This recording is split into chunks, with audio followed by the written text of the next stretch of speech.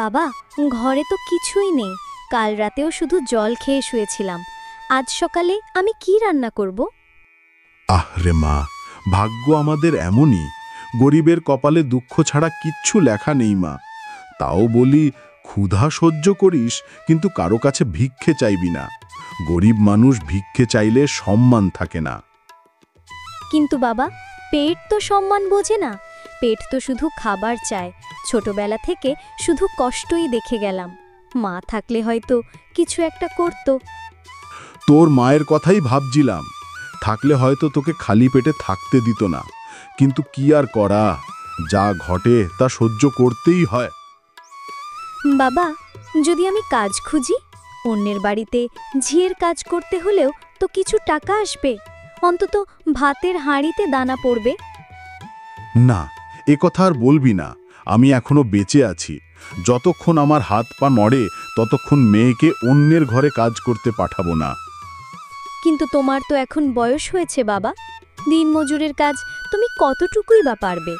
গতকালই তো মাঠে গিয়ে অজ্ঞান হয়ে মাটিতে পড়ে গিয়েছিলে। শরীর ভাঙে, মন ভাঙে না মা। আমি পরিশ্রম করব, তবুও কারো কাছে হাত পাতব না। মনে রাখিস, মানুষ তার পেটের জোরে বড় হয় না। মানুষ বড় হয় তার আত্মসম্মানে। আত্মসম্মান দিয়ে কি পেট ভরে বাবা? হয়তো পেট ভরে না, কিন্তু মনে আলো থাকে। ক্ষুধা একদিন শেষ হবে, কিন্তু সম্মান হারালে সারা জীবনের ক্ষুধা মেটে না। তুমি ঠিকই বলেছ বাবা। আমরা ক্ষুধার কষ্ট সহ্য করব, কিন্তু ভিক্ষে চাইব না। হয়তো ভগবান আমাদের কষ্ট দেখেই কিছু একটা ব্যবস্থা করবেন। হবে মা, নিশ্চয়ই হবে। ভগবান দেরি করেন, কিন্তু অবিচার করেন না।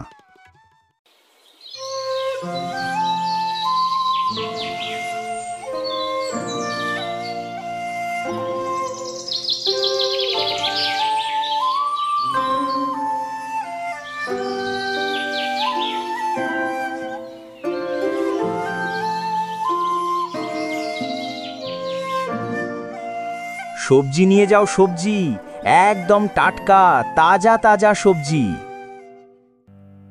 বাবা বলেছিল ভিক্ষে চাইতে নেই, আমি শুধু কাজ খুঁজব।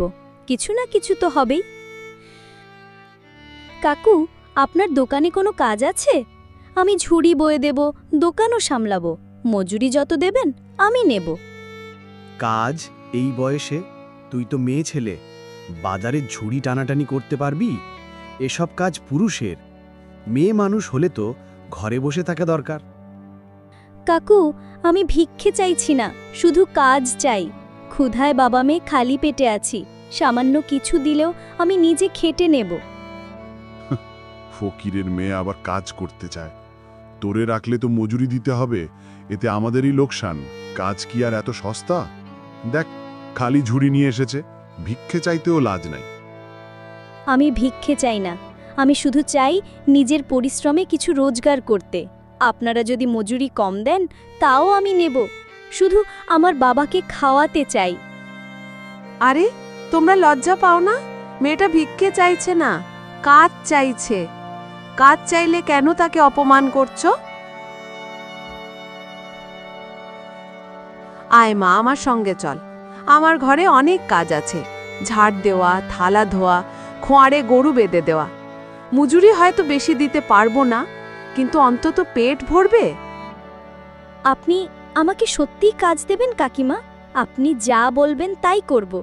আমি শুধু যেন আমার বাবার পেট ভরাতে পারি। হ্যাঁ মা, কাজ করবি, মজুরিও পাবি। তোর বাবাকেও একদিন আমার বাড়ি নিয়ে আয়, আমি খাওয়াবো। দরিদ্র হলে কি হয়, সম্মান তুই রেখেছিস।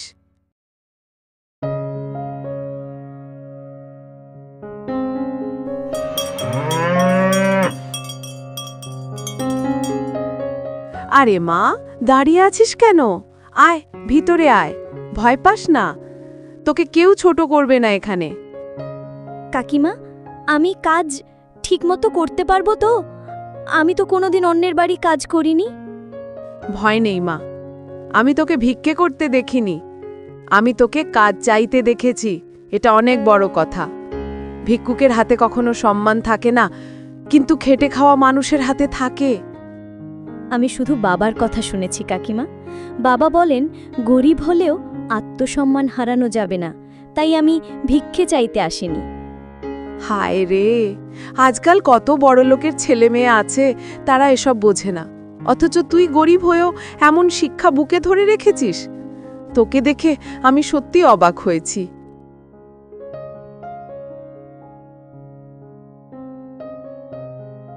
এই নে, এগুলো কেটে দে, তারপর উঠোনের কোণে গরুগুলোকে খাওয়াবি। কাজ তো অনেক আছে, তবে ঘরের লোকের মতোই করবি। দিনে 3 বেলা খাবার পাবি, আর সামান্য কিছু মজুরিও দেব। রাজি? রাজি কাকিমা, খুব রাজি। আমি প্রাণ দিয়ে কাজ করব। বাহ, এই তো হলো। আয় মা, কাজের শুরু কর। খেটে খেলে হাতের ঘাম শুকাবার আগেই ভগবান ফল দিয়ে দেন।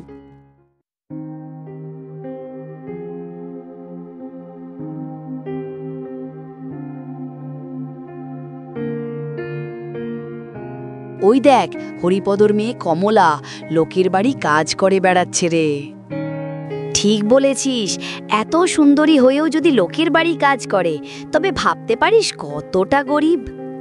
আজকাল গরিবের মেয়েরা লজ্জা সংকোচ মানেই না। এরা একদিন না একদিন গ্রামের বদনাম করবে। লোকের বাড়ি কাজ করতে গিয়ে কি যে করে কে জানে। আমি কিন্তু বলছি, এই মেয়ে বিশ্বাসযোগ্য না। আহা, মানুষজন কত সহজে অন্যকে অপমান করে। আমি তো ভিক্ষে চাইনি, কারো কাছে হাতও পাতিনি, আমি কাজ করেছি। বাবা ঠিকই বলেছিল, আত্মসম্মান ধরে রাখতে হবে। তারা যাই বলুক, আমি ভুল করছি না। আয় মা, আয়। আজ কাজ কেমন হলো? খুব কষ্ট পাসনি তো? কষ্ট তো হয়েছে বাবা, কিন্তু কষ্টের সঙ্গে শান্তি ছিল। মনে হচ্ছিল আমি নিজের হাতে সংসারের মান রেখেছি। তবে কিছু লোক হাসাহাসি করল, কটু কথা বলল, শুনে খুব কষ্ট পেলাম বাবা। ওরে মা, মানুষের জিভ থামানো কার সাধ্য আছে? ওরা হাসবে, অপমান করবে, কিন্তু মনে রাখিস, যারা কষ্ট সহ্য করে সম্মান নিয়ে বাঁচে, তাদের হাসি শেষমেশ সত্যি হয়। ভিক্ষা করলে হয়তো লোকে বাহবা দিত না, কিন্তু আজ তুই পরিশ্রম করেছিস, এটাই তোর গর্ব। ঠিকই বলেছ বাবা, আমি কাজ করব, যতই কঠিন হোক, কারো কথায় ভেঙে পড়ব না।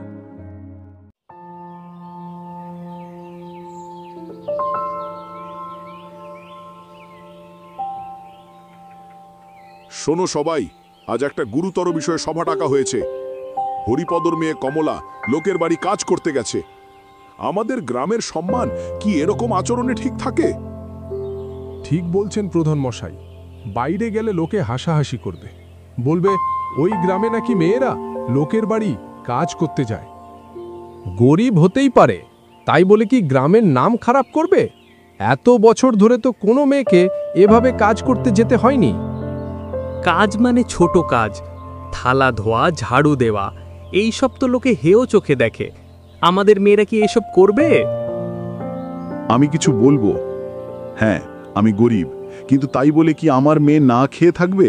সে তো কারো দয়া খায়নি, ভিক্ষে করেনি, চুরি করেনি, সৎভাবে পরিশ্রম করেছে। হরিপদ, তুই বুঝতে পারছিস না, এটা শুধু তোর পরিবারের ব্যাপার নয়, পুরো গ্রামের মান সম্মানের ব্যাপার।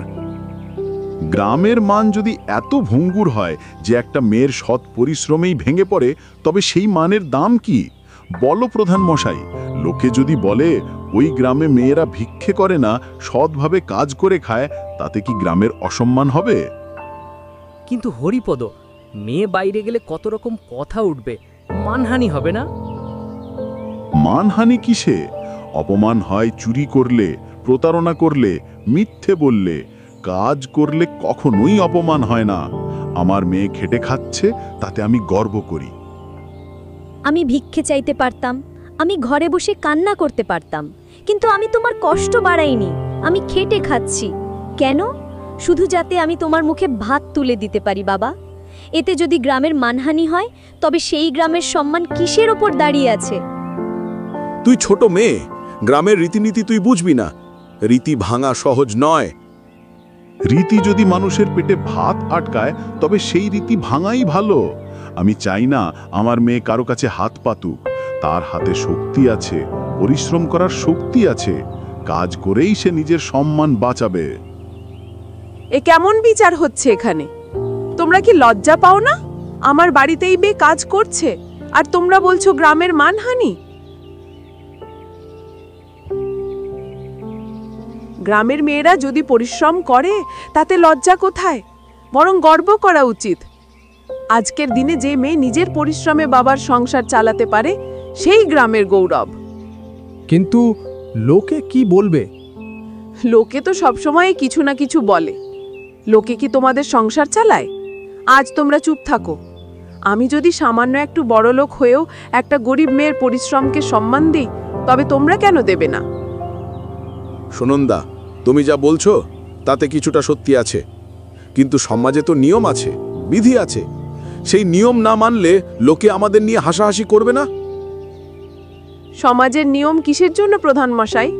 মানুষের ভালোর জন্য নাকি তার ক্ষতি করার জন্য? নিয়ম যদি গরিবের মুখ থেকে ভাত কেড়ে নেয় তবে সেই নিয়ম ভাঙাই উচিত। এই মেয়েটা কাজ করছে, তাতে লজ্জা কোথায়?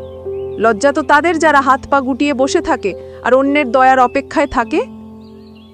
আমি অনেক কিছু দেখেছি জীবনে, যুদ্ধ দেখেছি, দুর্ভিক্ষ দেখেছি, তখনও মানুষ কাজ করেই বাঁচত, হাত পেতে নয়। আজ হরিপদের মেয়ে আবার আমাদের সেই শিক্ষা দিল। আমরা ভেবেছিলাম গরিব মানে শুধু ভিক্ষা, অসহায়তা, কিন্তু না, গরিব মানে সৎভাবে কাজ করে খাওয়া। এই মেয়ে আমাদের চোখে আঙুল দিয়ে তা দেখালো। আমি তো ভাবছিলাম কমলা লোকের বাড়ি গিয়ে গ্রামের নাম খারাপ করছে, কিন্তু এখন মনে হচ্ছে আসলে আমাদের চিন্তা ভাবনাই ভুল ছিল। হ্যাঁ, গোপাল কাকা যা বলছেন তাতে সত্যিই মনে হচ্ছে কাজ করলে অপমান নয়, বরং গর্ব। আমি তো আপনাদের মেয়েই। আমার ঘর ভাঙলেও আমি তো আপনাদের গ্রামেই থাকব। তাহলে আমি যদি সৎভাবে কাজ করি তাতে কেন আপনাদের অপমান হবে? আমি চাই শুধু একটা জিনিস, আমার বাবা যেন গর্ব করে বলতে পারেন আমার মেয়ে পরিশ্রম করে বাঁচে, সে কারো কাছে হাত পাতেনি। গরিব মানুষের কাছে সবচেয়ে বড় সম্পদ টাকা পয়সা নয়, জমি জমা নয়, তার সম্মান। আর সেই সম্মান আজ আমার মেয়ে রক্ষা করছে। আমি গরিব, অনেক কষ্ট করেছি, কিন্তু আজ আমি গর্বিত বাবা। হরিপদ, তুই ঠিকই বলেছিস।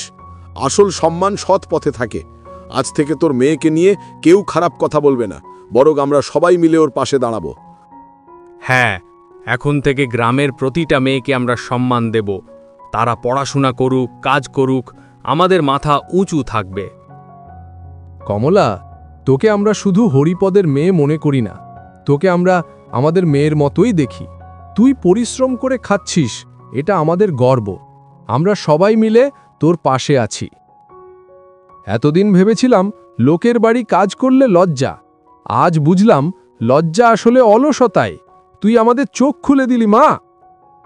গরিব হওয়া কোনো দোষ নয়, দোষ হলো ভিক্ষা করা, অন্যায় করা।